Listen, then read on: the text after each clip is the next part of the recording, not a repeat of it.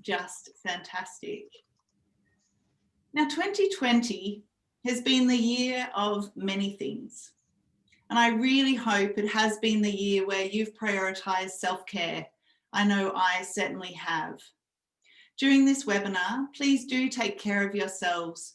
When we do talk about sexual harassment, we will invariably be discussing things that are upsetting and triggering for many of us, if not all of us. I'd encourage you to take care of yourselves by seeking support. We'll put in the chat box the contact details for 1-800-RESPECT, who you can call for support, or of course engage with them through the online chat in their website. Please do also be respectful and intentional about what you share in the chat box. Later, I will be reading out comments that will be recorded, and I'll only read out what you include in the chat box. So if you don't want to be identified, just don't put a name, or if you want me to read out more about your identity or where you're from, please do include it in the chat box and I'll read that out. As the content that we cover may describe some incidents of sexual harassment, I'd invite you also to be very conscious about who else can hear around you. Now, as I mentioned, I'm in Melbourne, so I can't imagine being anywhere else but in my home. But wherever it is you're joining from, please do be mindful of the content and age appropriateness. Now, age appropriateness, this was a term I heard recently from someone I wasn't expecting. So I have, over the last few weeks, just been feeling a few incidents of feeling quite hot, almost feverish. And so I contacted my doctor, Dr. Jackie. Now, in my work at WaterAid, I travel a lot overseas, and I have had dengue fever and I've had malaria, a range of tropical illnesses. So I called Dr. Jackie and I said, you know, I'm getting these sort of like fevers in the afternoons and the evenings, and I'm wondering maybe it's a strange reoccurrence. I know I haven't traveled overseas since February to Papua New Guinea, and I could almost feel her over the telephone look over her glasses and say, Rosie, these are age-appropriate symptoms for a woman of 47 of perimenopause. Thank you, Dr. Jackie.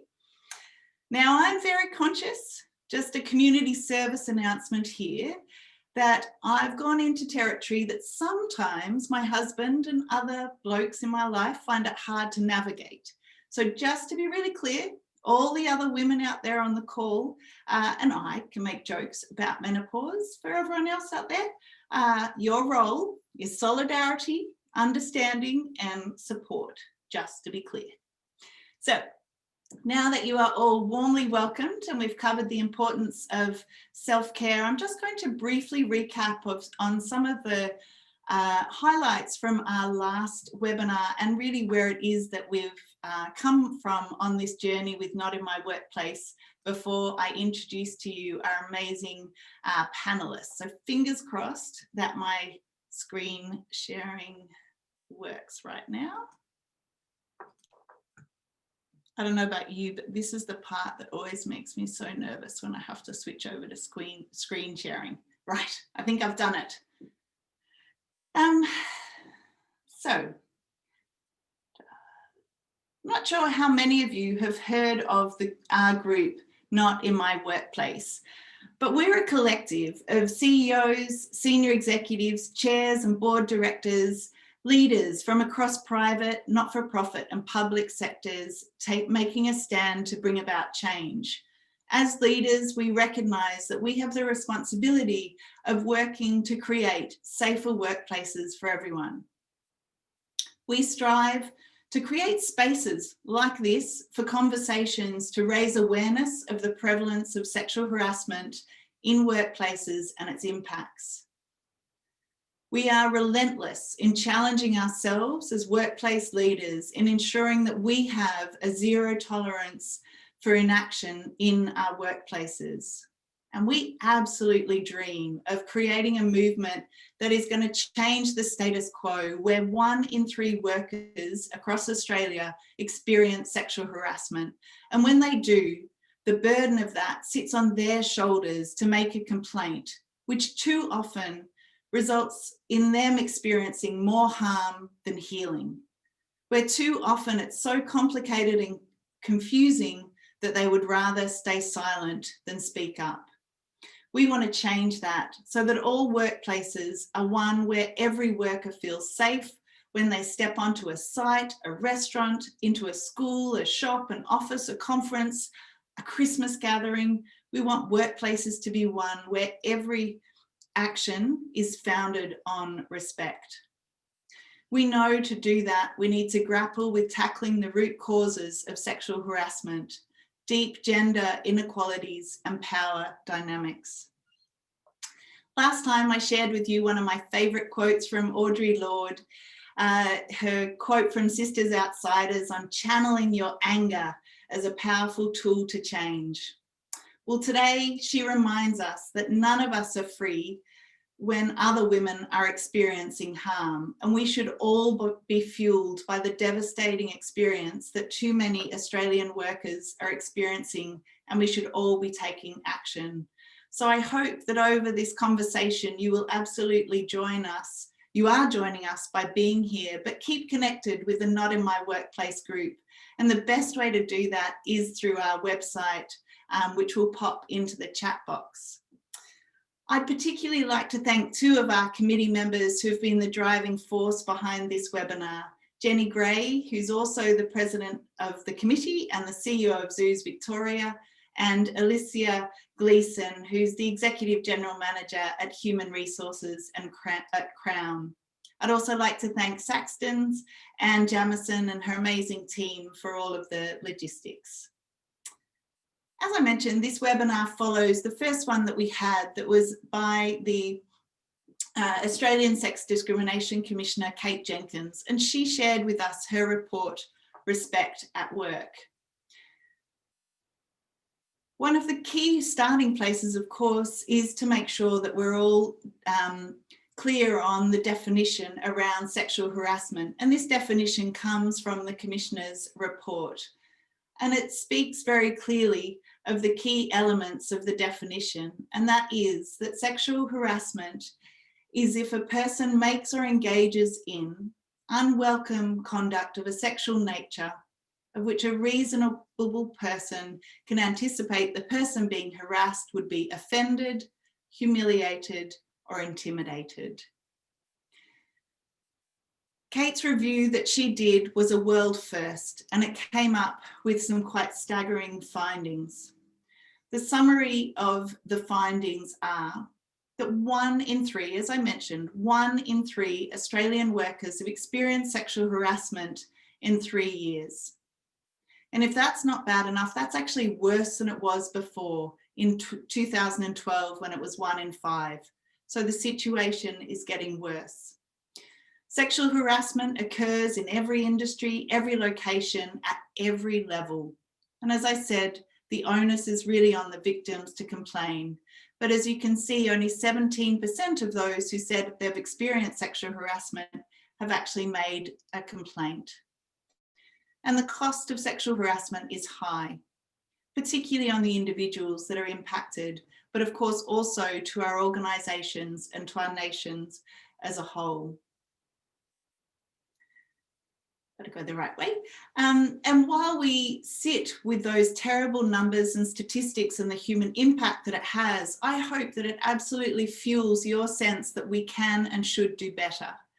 In the report and the review, there is a suggested framework for us to be thinking about this, holding at the centre of it the victim and being very victim-centred, and then thinking about how we can absolutely prevent sexual harassment and respond to it when it does occur.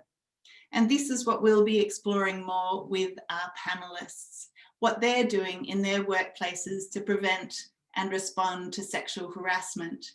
Before I introduce them though, we'd love to know who's on the call with us. So fingers crossed with the technology, we're going to put up a couple of different polls. So the first one is I'd really like to understand how you identify. And you can choose more than one.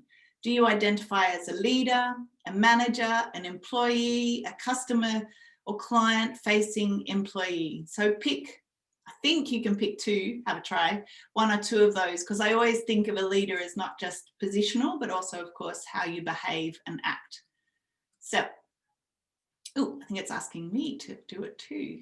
There we go. So everyone have a go. That'll be up there for a few seconds. I'm trying to look at your eyes and look if you're still trying to choose or if you're done. Looks like most people are done. Let's see if we can see the results. Or the next poll. I'm not sure which comes next, Farah. Apologies. There we go. Get a sense here of the fantastic mix of people that we've got on the call. Got 53% of leaders, 20% managers and employees, and great. So we're going to get some really good conversations and perspectives going. Great. Let's have our next quick poll. This one won't take you quite too long to answer. How do you identify male, female, or non-binary? Pop that in and submit. If there's any feedback on better ways to ask around sexual identity, please do let me know. That was my best go. Let's have a look and see what we've got in there. Looks to me like everybody's answered. I can see smiles. Good, great. So we've got a nice mix of people on the call, male, female, and non-binary. Welcome to each and every one of you. Great to know that. Okay, last but not least, this poll, I'd like you to rank thinking about a scale of 1 to 10. How do you rate sexual harassment in the sector that you work in? Or actually, no, I'm going to, yeah, in your workplace, sorry. How do you rate sexual harassment in your workplace? So number 1 is it's not an issue at all. And if you answer 1, I really do want to know who you are and where you work, because we want to learn from you. Right through at the other end of the scale to 10, it's such a terrible issue for you that you feel so unsafe, you've either left or leaving that workplace.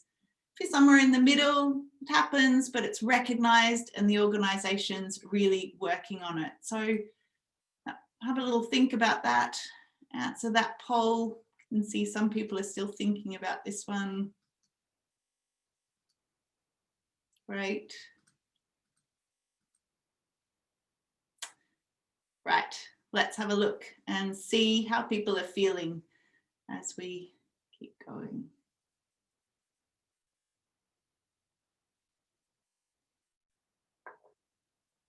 Interesting. Great. Good. So it looks to me like I'm really pleased to see it's not so bad people are leaving, but it is things that are concerning people. And it looks like there's lots of things for us to be sharing in terms of what people are doing in their workplaces. And Laura, it'll be really interesting to hear from you when you did that survey, when you're asking people that work in bars and clubs, how they rated that question. So let me introduce our 3 fantastic panelists. First of all, we have Shelley Roberts, who's the Managing Director of Compass Group. A very warm welcome. Now, many of you may have been served by a Compass employee, as they're Australia's largest catering and support services company. They serve a mind-blowing 65 million meals a year. And Shelley grew up in the hustle and bustle of her family's restaurant, which really sparked her interest in customer service. She also has an incredible background in aviation. She was the managing director of Tiger Airways, and she still is involved in aviation in her role as a board member of Webjet and the AMMA, and she's also an active member of Chief Executive Women. So welcome, Shelley. We've also got Laura Stevens, who's the National Strategic Coordinator of the United Workers Union. And this is a union that encompasses 150,000 workers from across Australia, encompassing 45 industries and people that come from all walks of life, but they're all standing together to make a difference. As a strategic coordinator, Laura's led members in campaigns across the United Workers Union, from hospitalities, casinos, manufacturing, cleaning, security to early childhood education. There are many things that Laura is passionate about, and 2 of them are improving conditions for women and migrant workers. An example of that is her contribution to the development of the Stop Gendered Violence at Work campaign. Welcome again, Laura. And we have Ken Barton joining us. And Ken is the Managing Director and Chief Executive Officer of Crown Resorts Limited. Ken started in the CEO role earlier this year, but he's not new to Crown. He has been the Chief Financial Officer of Crown Resorts since March 2010, and also has been the CEO of Crown Digital since February 2017. Ken's academic and professional background is in accounting, and he joined the Male Champions of Change program in 2017. A very warm welcome to you as well, Ken. Now I'm going to ask each of the panelists to share a few personal reflections about themselves and share a little bit of how their journeys brought them to this moment in time of joining this important webinar. Shelley, can we start with you, please? Hi, thanks so much, Rosie, and hi to everybody online. I'm coming to you today from Gadigal Land in Sydney, and great to see there were a few more New South Wales attendees on the call as well, so great to be here. I suppose, you know, Rosie, you said I've really grown up in hospitality, and really seeing that journey through time, experiencing, you know, seeing discrimination firsthand in South Africa, albeit racial discrimination. I think I've been highly sensitized to what discrimination looks like and the human impact that it has. And a while ago in Compass, we took the opportunity to speak to a number of our team about what they were experiencing in relation to discrimination. And what came out of that was stories of sexual harassment, stories of racial discrimination. And it really just brought home to me how prevalent this is and how important it is that we all talk about it. And I was introduced to Not in My Workplace by Jenny Gray, and it really struck me as being, you know, something that we can all work on practically. And I think by taking that leadership position in our organizations and making a stand and saying, not in my workplace, and standing by that statement every day and promoting that statement every day is the best way that we can have impact. So that's how I've come to be involved, and that's where I am today. And very much looking forward to the conversation. And as you said, great mix of contributors. So would love to hear the contributions from everyone across the country, really. Thank you so much, Shelley. Laura. Thank you. Thank you for having me. I'm coming from Wurundjeri Land in Melbourne, and I'm really excited to have the opportunity to talk about this issue. I've been working in United Workers Union, which used to be called Liquor Hospitality, and now I've forgotten it, Liquor Hospitality and Miscellaneous Workers Union, for about 13 years. And the reason I got involved in the union movement was because I believe in the dignity of work, and any work, all work, whether you're skilled or unskilled, whatever type of work it is, and wherever you come from. And sexual harassment is one of the ways in which workers can have that dignity stripped from them in their workplace. And so it's become a matter that I've been really, really passionate about. Specifically, the key ways in which I got involved in it through the union movement were three ways. One was through the work I did with the Crown Casino team, and I want to shout out to some delegates and OH&S reps from Crown who I can see attending today. Miss you guys. Our union members raised the issue of having a new approach and a sophisticated approach to dealing with sexual harassment in Crown Casino, which is a huge employer and obviously facing this issue from a lot of complex angles. And we did some incredible work with them in order to build a new framework for addressing that within that complex organisation. And I learned a lot from the members who were involved in that process. I'm also part of the union who's raised this as an issue in those smaller workplaces in hospitality through the Respect is the Rule Laura, you've just frozen as you hit that really important line of respect is the rule. Looks like you're still frozen. So I'm going to move on. Thank you, Laura. Hopefully your sound comes back. Ken, it would be lovely to hear your introduction. Thanks, Rosie. And I got to say, I love your energy and enthusiasm. It's fantastic. It's my first time at one of these and I've been missing out. It's fantastic.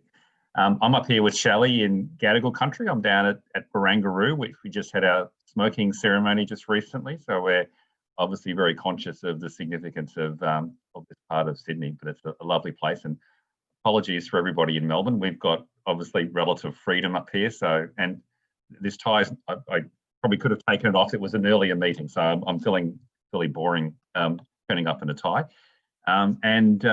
Shout out to, looks like half of Crown Melbourne has joined this call.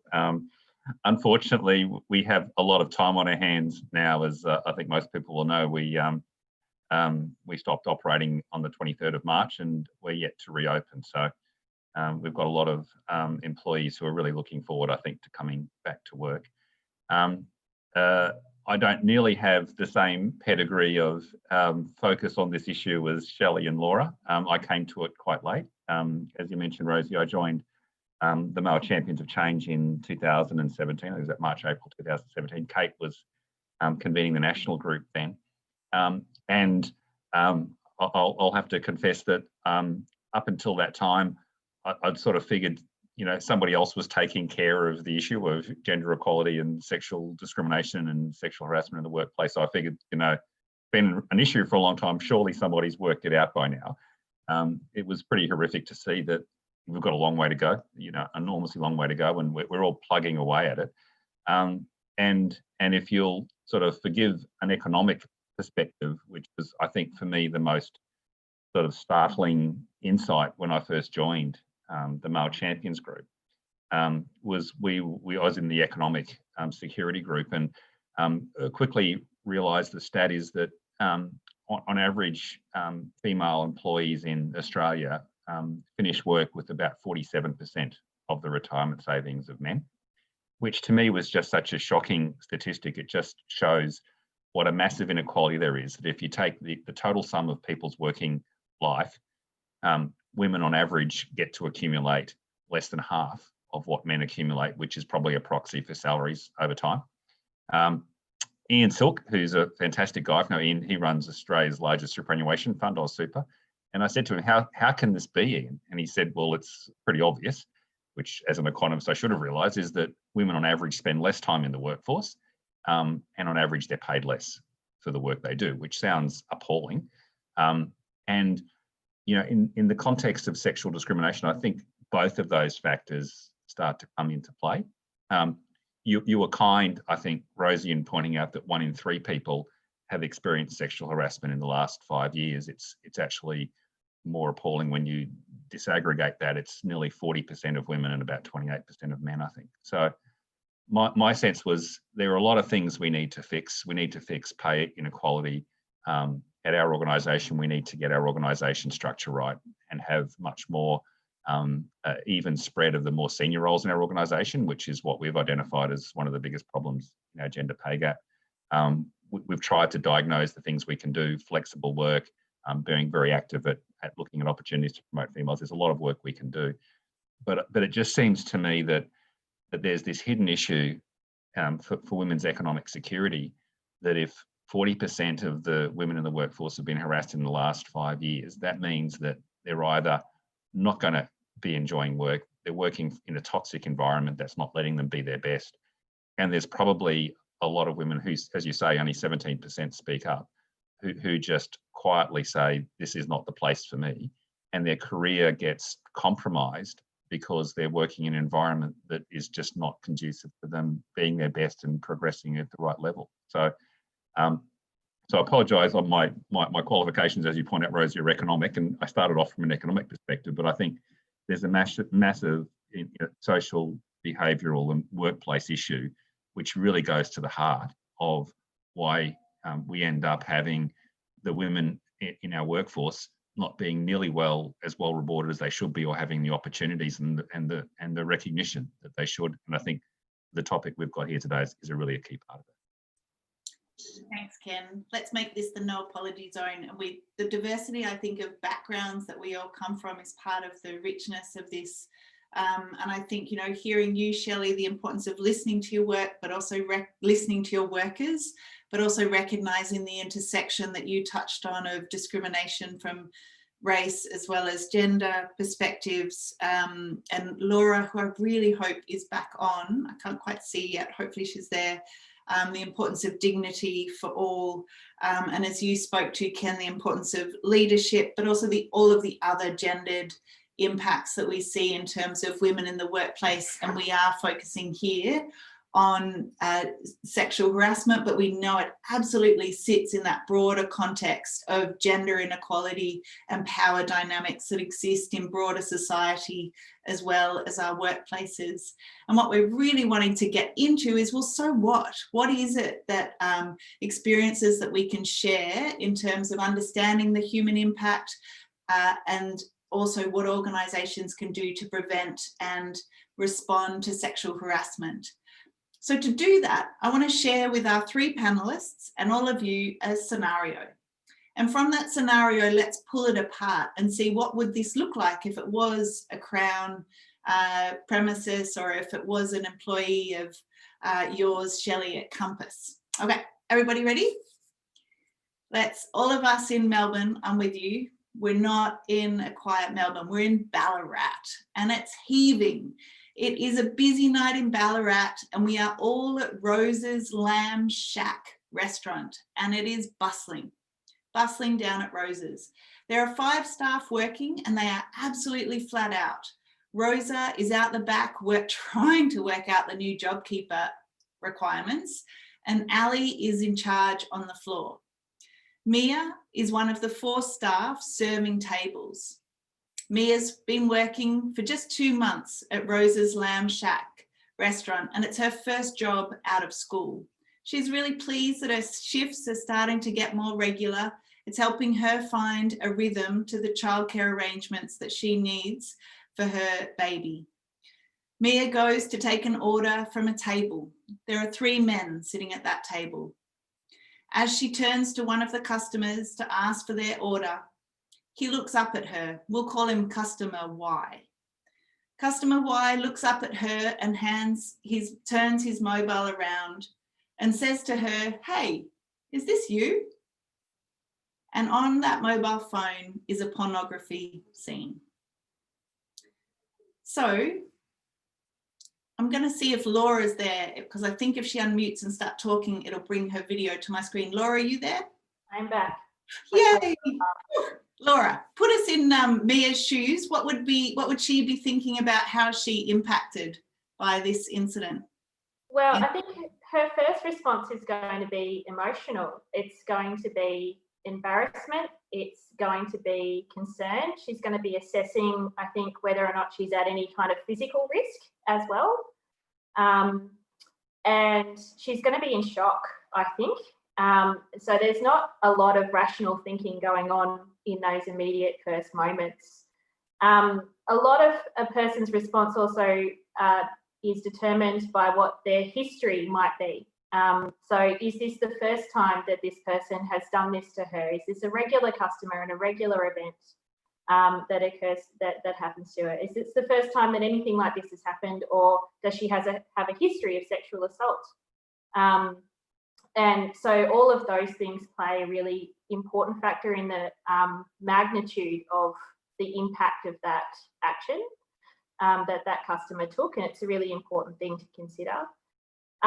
Once she's calmed down, she's probably thinking, is there anything I can do about this? Should I do anything about this? What is my boss going to say if I tell them about it? She's going to be thinking about the risk to her job, whether she's going to be seen as a troublemaker or somebody who's just somebody who likes to complain. She's worried about what it will make her feel if her boss or her colleagues say, just suck it up, don't be worried about it. It's not something to be offended by, because that diminishes the legitimacy of her feelings and makes her question herself. These are a lot of really complex emotions and impacts that are happening right at that moment. Thanks, Laura. You've just given me goose pimples. I don't know about anyone else, but yeah, thinking about all of those things. So Ken, from your perspective, you know, Ali's the manager on the floor. If he's seen this, and if it was a Crown casino that Rosa's been absorbed into, what would you be thinking of what's going through his mind or expecting him to be doing in that incident if he'd overseen it? And I would like to think that the first response would be concern for Mia, giving her some reassurance that that's totally inappropriate behaviour, that we don't tolerate that, to give her the assurance she needs that it's got nothing to do with her, it's all to do with the customer. And firstly, you know, first and foremost, it would be, you know, pastoral care for Mia. And I'd also like to think that the second thing that they would, that the manager would do would be to deal with the customer, and we've got some mechanisms to deal with that. I'd like to think that's the case. I suspect that sometimes there'll be some conflicting thoughts in the minds of the person who's got responsibility for looking after that part of the business. You know, as Laura said, is that a regular customer? Is it an important customer? You know, that person knows that they've also got their own goals and targets and financial metrics and customer service metrics and other things. So there's going to be, I think, inevitably in their minds some conflict to say, how serious was it? And I'm weighing up the importance of, you know, our own kind of ethos of customer service against obviously the critical concern for Mia. So I think it's I'd like to think it's the former, but I think in reality, from time to time, it will be people balancing the severity of the incident versus the impact on Mia. I think, you know, not a lamb shack, Rosie, but in our facilities, we've got some ability to take some of that decision making away. We've obviously got the ability to have third party look at all of the things that go on. We've got duress systems that allow people to take it away from the person who's in the immediate proximity and hand it over to our surveillance and security team, who can assess it really objectively. We've got mechanisms that we can put in place to remove people from the property.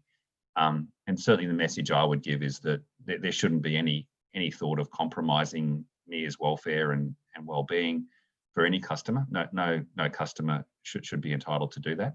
That's the message I'd like to get to everybody. But I think, as Laura said, you know, from Mia's perspective, she's concerned about, am I, you know, going to look like I'm creating problems with a customer, and will I get supported? So trying to send the message that you will be supported, and send the message to the supervisors, the managers, that we don't tolerate that. It's not acceptable, and that customers who do that will be dealt with appropriately. I'd like to get to that point, but I couldn't absolutely guarantee in every instance that's what would happen. Thanks, Ken. And it'd be good to dig in a moment a little bit more some of those prevention areas. But I think absolutely, as you highlight, the complexity of what's going on, and also the different contexts, as you touched on in your introduction, Laura, the difference between a smaller workplace and a larger one, and how the responses might be different. So let's talk about that a bit more in a moment. But Shelley, it's a bit different for you. So if this was one of your employees, they'd be hosted by another organisation, which adds more of those power dynamics and complexities. So can you tell me a little bit about what you think your team would be thinking about in an incident like this? Yeah, I mean, I think there's another sort of layer to the onion. I mean, I think starting with the power dynamic with Mia is, unfortunately, I think in the service industry, there's an inherent power dynamic around master slave or master servant. And I think that immediately subjugates and creates a power imbalance. And that is something I would like to see us change as a society. And I'm hopeful around that, because I've seen through COVID the newfound respect for frontline workers that's emerged. And I think that's really something for us to hold on to no longer look, you know, at a doctor, nurse, hospital cleaner dynamic and see that as some kind of hierarchy, but actually see people for the contribution that they make to our society. And so I think, you know, in its broadest sense, coming out from Rose's lamb shack to actually the role we can all play as leaders is to normalize that and to push for that. Because I think when we can have society regulate behavior, as opposed to Mia have to step in and say something when she's actually the victim, I think it's about so much more than that. And my mind immediately goes to, what are the other three people at the table doing? How could we make them allies rather than bystanders? And how could they step in to moderate the behavior of their colleague or workmate or whoever it was that produced this picture? So I think that that's at one level, you know, broader society. I think where we operate within client premises, we do have to, I suppose, consider how our clients would respond to that. But I think I'm really proud to say that we work with clients who have similar values and ethics to what we do. And it's something that we actually talk about when we start working together as a community, is how do we deal with these sorts of situations, and how do we see it as a community response rather than an individual employer-employee response, to ensure that everybody's left whole and we do work together to prevent these sorts of incidents.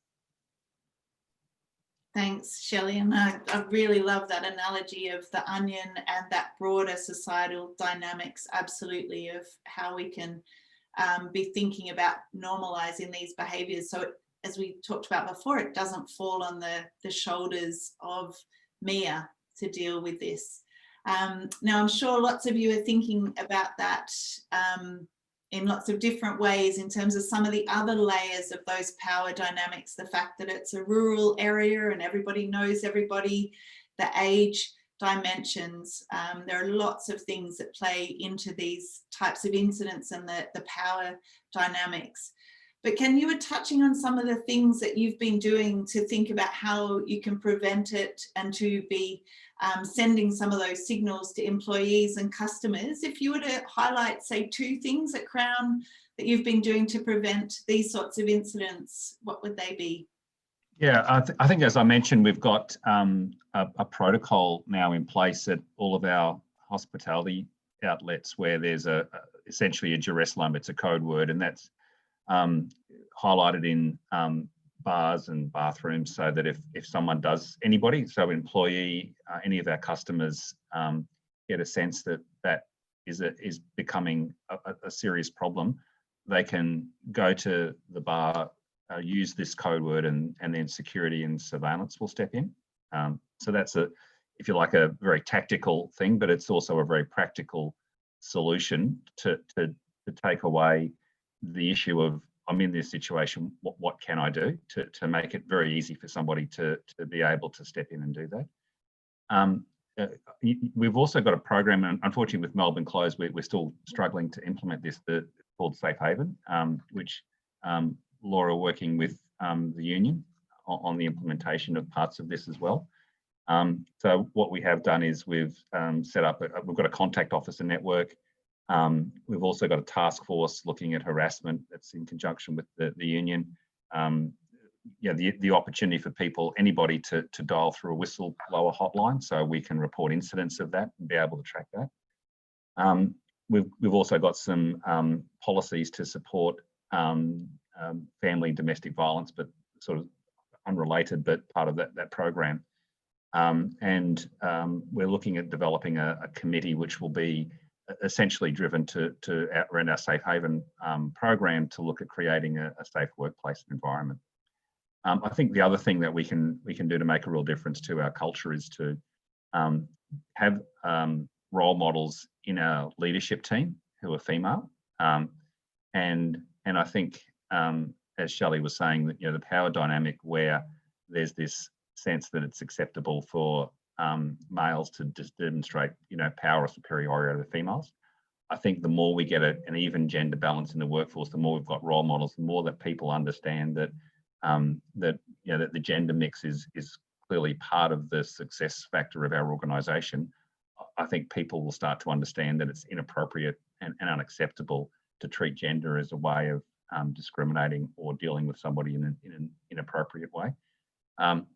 So there's some tactical things we're doing, there's some policy things we're doing, but I think structurally if we send the message that we value every female in our organisation exactly the way as we value every male, and that applies not just to the leadership team, it applies to every employee and it applies to every person who comes into our premises, that we don't tolerate anybody who's discriminating on any basis at all. If we can get that message through from the leadership team down, I think that's probably the most fundamental and structural thing we can do to try and really embed this idea that discrimination in any form is totally unacceptable. Thanks, Ken. So really, I like that mix that you've got of some of those practical things you've been doing, but also that overarching cultural message, as you say, having gender balance and diversity in your leadership team, but also having yourself as a male CEO speaking out strongly about these issues as well. I'm sure sends a really clear message about what's important and what's expected, which is also captured a little bit in the comment that Adrian mentioned in the chat box around being really clear of what's important in terms of KPIs, of behaviours as well as results. Shelley, what about you in terms of work that Compass has been doing to prevent sexual harassment in your workplaces, which of course are varied? I mean, I think starting with the role around education, and I think Kate in her report talks about that area of grey where, the example you've given is a very clear example of sexual harassment, but often it's about the side joke or the side remark or a question around someone's sexual orientation, whatever it might be. I think at the end of the day, most people are cut a check by some employer. And I think what you described was a social situation, but by educating our employees in their workplace around respectful behaviours, that will have a halo effect when they go to Rose's Lamb Shack and therefore become a member of the public. So I think it's this extending the concept of the captive audience we have as employer to employee and really talking through those case studies. I think the days of an online webinar where you every 2 years, roll up and do your 15 minutes of mandatory respectful behaviours education are just not cutting it. They're clearly not cutting it based on the facts in Kate's report. I think a more experiential learning style where we're actually having focus groups of males and females talking about situations that they've been in or using case studies from workplaces that we operate and actually debriefing those and asking people to share their perspective around, was it sexual harassment? Wasn't it sexual harassment? I mean, I think it's fascinating that you start a webinar like this with the definition, because that is how low the bar is on the level of understanding. And every time we talk about it, we have to educate. And so I think it's firstly that education piece. And by doing that in the communities within which we operate and within which we have an opportunity to communicate, we will be able to extend that into these broader social settings so that it becomes a societal norm. I think, unfortunately, that's the prevention side of it. When it gets to the incident side of it, I think often what I see is things falling between the cracks because you might have multiple employers involved in a situation. And so the one HR department investigates and the other HR department investigates. And at the end of the day, everybody concludes that it was inconclusive. And, Mia's left there going, well, it really did happen. And I still am feeling, quite concerned about it. And I think there's that lack of support then for Mia around, this really did happen. We really do back you.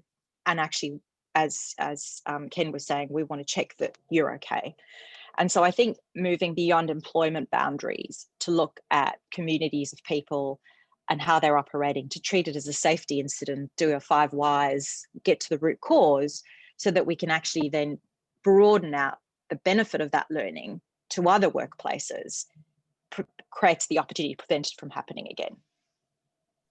Absolutely. And I could see a lot of people's faces nodding when you're referring to sort of the tick the box compliance just doesn't have the impact. And as you spoke to, really thinking about from a safety perspective and changing behaviours.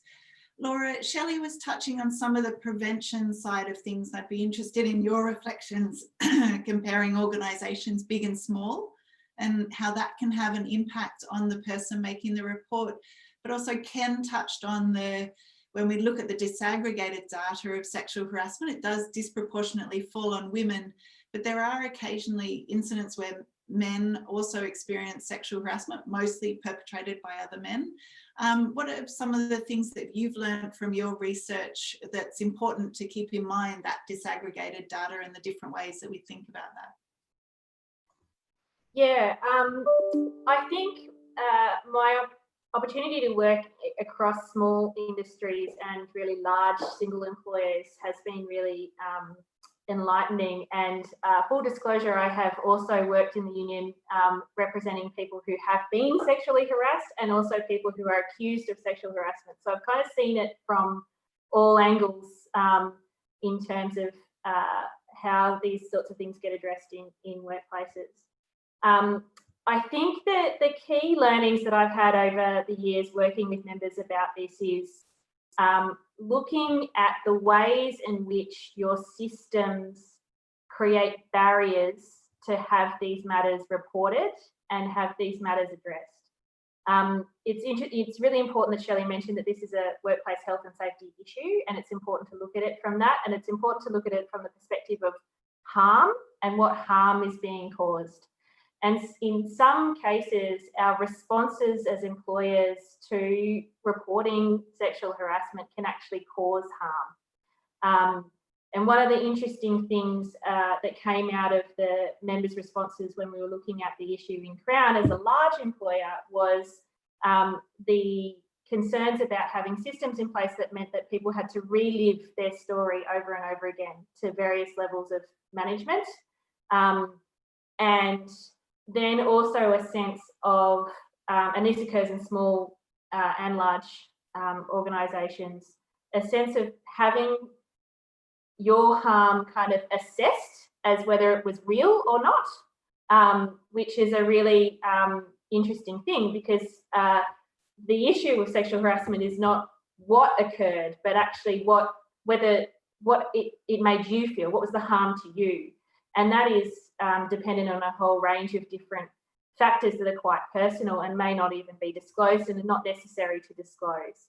So it's really important to think about your systems and how they might create barriers to people reporting, and then you being able to address those incidents in your workplace. The other really important thing that came out of the work we did with members at Crown was just revealing how intersectional the issue is. So we often think of sexual harassment as a gendered issue. And so we often target our promotion of our policies, or the way that we even graphically describe posters around this, targeting a female cis audience, when what we know is that sexual harassment is not about sex, it's about power and power difference. And so a whole range of factors play into that in terms of who's perpetrating it and who's the victim of these sorts of things. And so considering how your communications about your procedures and the different methods under which, or the different people to whom people can make these reports, take that into account is really important as well. So you don't want to be excluding people from reporting because it's seen as just a women's issue and I'm not a woman, or I'm not a straight woman, or I'm not a white woman. So it's really important that we consider that in our workplace as well. In small workplaces, I think there's particular challenges because there may not be very many options in terms of who you go to if you have an issue. And so it's really important that is a shared culture within small workplaces. It's something that I think Shelley was talking about, making sure that everybody is supported in their role to prevent it from happening. So not just in terms of the manager, but what are your co-workers learning about how they can de-escalate the situation if they observe that thing happening? What are the ways in which you can kind of subtly ask for help, like safe words that have been implemented in bars and clubs, and it's good to hear that that's happening at Crown as well. So de-escalation in small workplaces, I think, is a really important tool to include in resources and trainings that happen where you don't have, for example, at Crown, like a full security team who obviously have all of those methods as part of their training. Yeah. Wonderful. Thank you, Laura. And I think that message around the importance of thinking about the intersectionality is so important, and really being conscious of thinking about our systems and processes and making sure that they're not doing more harm, that they're actually that process of acknowledgement and healing that it should be, in recognition. Now, if you would like... Rosie, I was just going to, I really like Shelley and Laura's sort of relation of this to safety, because I think over a long period of time, organisations have developed quite sophisticated systems about reporting and tracking incidents and looking at sort of remediation around incidents. And I think Shelley's absolutely right that this is obviously, you know, causing harm, and it should be considered amongst other contexts as a workplace health and safety issue. And I think to Laura's point, if we could work out a way of taking the emphasis away from the victim, and then if we can focus on remediation, and if there's a way of identifying, you know, so for example, if we have an extended period where you have cuts or repetitive strain injuries or soft tissue injuries, and they're all coming from the same kind of area, we can go, well, let's go and do some training. Let's go and look at the way people are working. Let's try and get to the root cause without actually sort of making the person who suffered the injury the focus. It's actually going to the cause and saying, well, let's identify the cause and deal with the cause. If there was a way we could do that as well, where the victim is not part of the process, but if we see that there are parts of an organisation where it's becoming repetitive, then you can go to the cause rather than the focus on the victim, which is I think a much better way of approaching sort of safety incidents, but it may also have some correlations here as well. Absolutely, Ken. And actually that was one of the recommendations from Respect at Work in the report, that employers should have a positive duty around sexual harassment, just as there is for OH&S. Now we have a question in the chat box from Jenny Gray, who is asking, are clients different to staff when they harass? Jenny, do you want to just do a couple more words? That's not quite making sense for me, just to make sure it's clear for Shelley or Ken to answer. Yeah, I think just really focusing in that clients specifically as different from employees. And so obviously, well, I'm asking, is there a different process that kicks in when it's an employee who does the harassing? Like if the person holding that phone had actually been one of the other waiters, would this be a different situation to one where it's a client or a customer? Great. Shelley, let's hear from you then, Ken, briefly. And Laura, I'm going to ask you to come in with what your key messages are at the end. I think the way we would approach it, so I think the end outcome that you want is the same, because we want the Mia to still be left whole and to be listened to and understood, and to feel like action has been taken. I think what we have to navigate if the client is harassing one of our team members is to follow a different line of communication within that client. But as I said at the outset, I think that's why it's so important that we're treating this as a community and having those conversations before an event like that happens, so that we've actually established those paths. And I think that's been one of the changes that we've made over the last year, is to actually have our teams agree in advance, this is how we're actually going to jointly investigate an incident, regardless of whether it was an employee, it was a client, whoever it was in the community, irrespective of the employment relationship, is going to be subject to a process, and it will be this process, and it will be designed to get to the outcome where action is taken and the victim is supported. I think if it's employee on employee, in a way, that's easier to deal with, because you're just dealing with one set of governance protocols and processes to adopt. Thanks, Shelley. Ken, your reflections, and if you wanted to add anything different and add in your last words, because it'll be the last chance for you to share your message and vision for the team, and then I'll come back to Laura. And then thanks, Jen. I can only imagine for Mia the disappointment and the loss of trust of a fellow employee behaving that way as opposed to a customer must be far more profound, because we've got a lot of values, and we like to think respect is one of our values, and to have one of your co-workers or colleagues behave that way, I think is probably far more damaging to someone's sort of trust and belief in the organisation. So I think there might be differences in the way Mia would feel as a result of that. From our perspective, there'd be quite different paths. Customers we can remove from the property pretty readily and prevent them coming back again. Employees, we've obviously got a greater duty of care to our employees in the workplace, and the employees we have on our premises are part of the workplace we're creating. So we've got a much a different responsibility for the employees that we contract with and bring onto the property.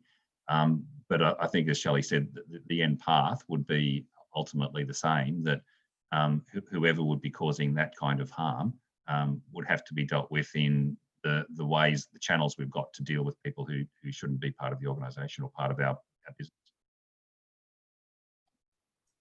Great. And any last messages, Ken? I think we've got a long way to go, Rose. I mean, the stats are horrendous. I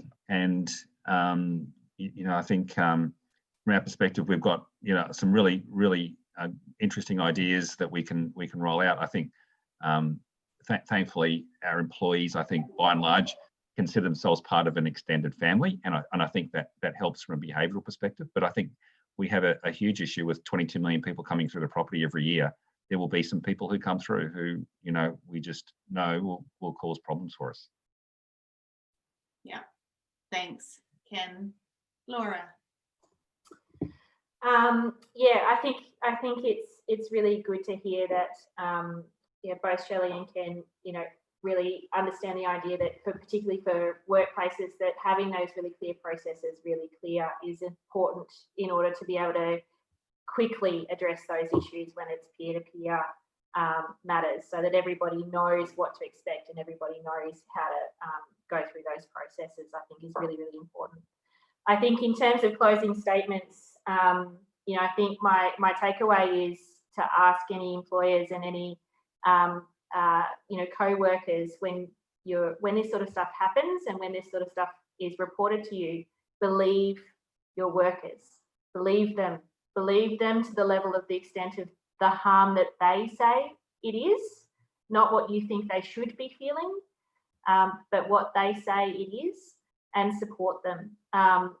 We in hospitality in particular, we get it drilled into us that the customer is always right, but that does not extend to their ability to diminish and harass and intimidate and humiliate other people, which is what workers are. And sometimes in corporations and in businesses, we can sometimes forget that they are people.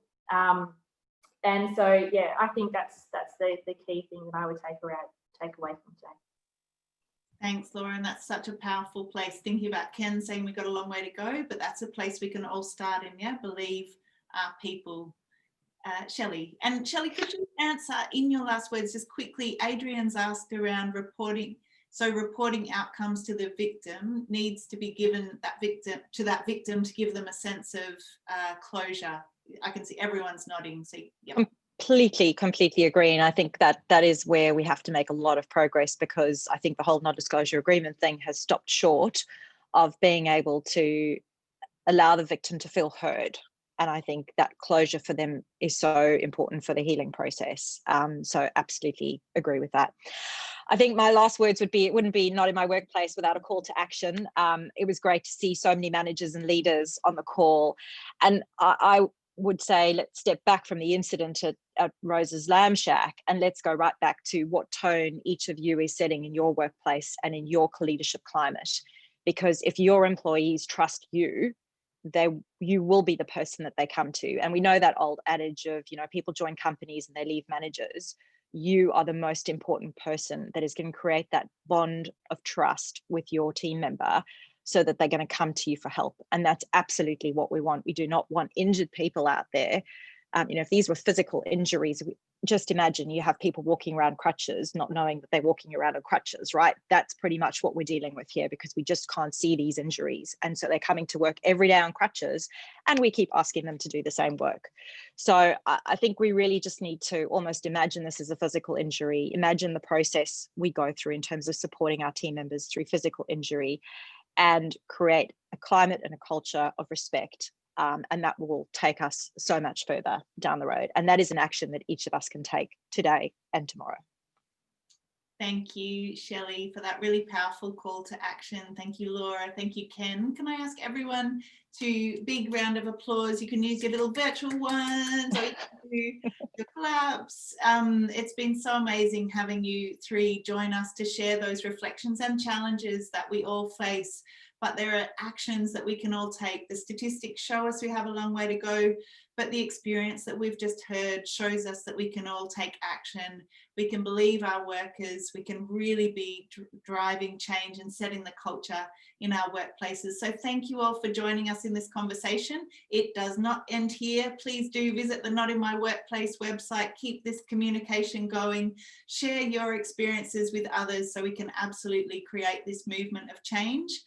Our next webinar will be in December, and we'll be focusing on the workplace manslaughter laws and how that connects to sexual harassment in the workplace. So don't miss that. Thank you all so much for joining. Let's absolutely make our workplaces one where everyone is respected, and we absolutely say not in our workplaces for sexual harassment. Thank you so much, everybody. Take care, be safe, keep everyone else safe.